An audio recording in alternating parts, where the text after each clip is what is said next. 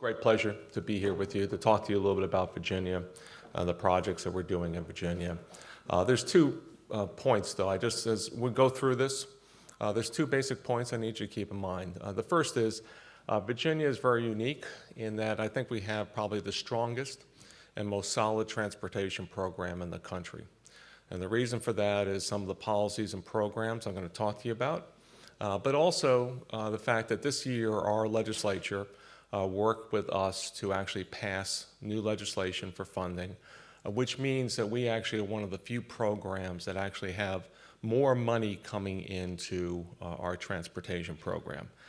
It's going to start out about $1 billion more a year for transportation, growing to $1.5 to $2 billion and continually growing, because what we did was we changed where we get our money for transportation. Where we used to get it from fuels taxes, we've moved it over to sales taxes and dedicated it to transportation, which has meant that we can actually put more money into transportation on an ongoing basis than really any other state in the country.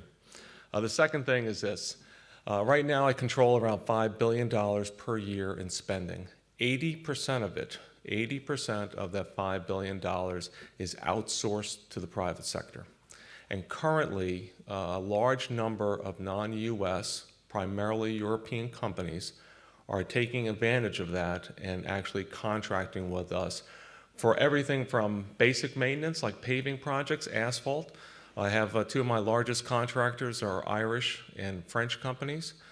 Recently, my operations centers it was taken over by Serco, which is a British company, a $350 million contract.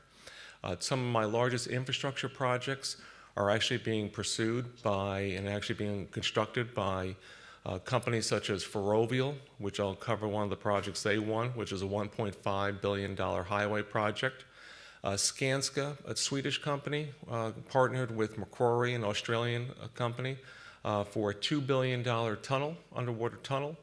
And then finally, we have these managed lanes projects, which are about $3.5 billion worth of projects that have been awarded to Transurban, which is an Australian company that partnered with a US company, Fluor.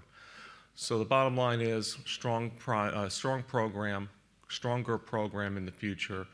And 80% of the money that we spend is outsourced, and a large number of that money is going to European-based companies.